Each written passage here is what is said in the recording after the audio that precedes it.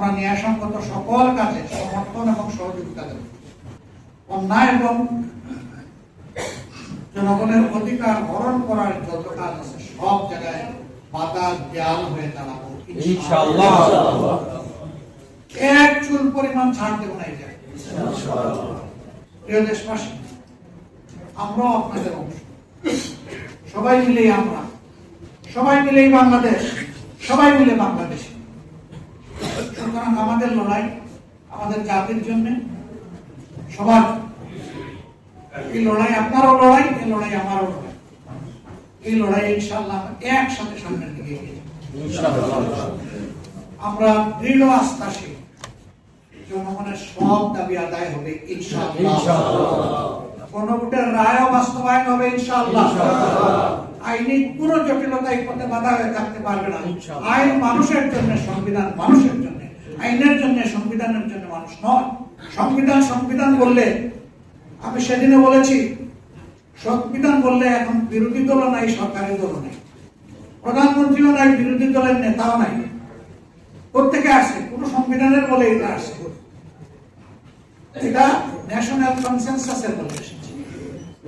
এক জায়গায় মানবো, আরেক জায়গায় মানবো না, এটা তো সুবিধাবাদী মানুষ, আমরা ওইটা পছন্দ করি না, সমর্থন।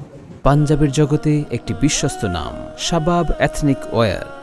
আমরা ভোট মানলে ন্যায্যটা সব জায়গায় মানব, এটা জাতির প্রয়োজন। আমরা এই জন্য সরকারি দলের প্রতি আহ্বান জানাচ্ছি, আসুন ভুল মানুষ, আমরা জাতি মনে করে স্পষ্টত আপনারা এই ভুলের মধ্যে, আপনারা এই ভুল থেকে বের হয়ে আসেন। প্রথমে গণভোটের রায়কে মেনে তার জন্য উপযুক্ত পদক্ষেপ নিয়ে আমরা আপনাদেরকে সহযোগিতা করবো, এটা বাস্তবায়ন। এরপরে যে অধ্যাদেশগুলো জারি করা হয়েছিল ফ্যাসিজম থেকে দেশের শাসন ব্যবস্থা মুক্ত করার জন্য, সেগুলো আপনারা কথা দিয়েছেন বিল আকারে আনবেন, জন আকাঙ্ক্ষার আলোকে আনবেন। আমরা বলবো যেভাবে ওই অধ্যাদেশে ছিল তার চাইতে চুল পরিমাণ পিছনে যেন না যায়, সামনে আগানোর যদি কিছু থাকে সেটাকে আমরা সাধুবাদ, কিন্তু জনগণের উপরে ফ্যাসিজম কায়েম করার জন্য সামান্য ময়লা আবর্জনা যদি থাকে সেটা আমরা বলবো। মাননীয় স্পিকারকে ধন্যবাদ। ট্রেজারি বেঞ্চ থেকে একজন বলেছিলেন যে সমাজে অনেক ময়লা আছে, এগুলো পরিষ্কার করতে হবে।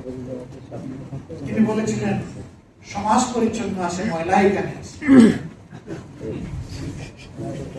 এই জায়গা পরিষ্কার হয়ে গেলে সমাজও পরিষ্কার হয়ে যাবে।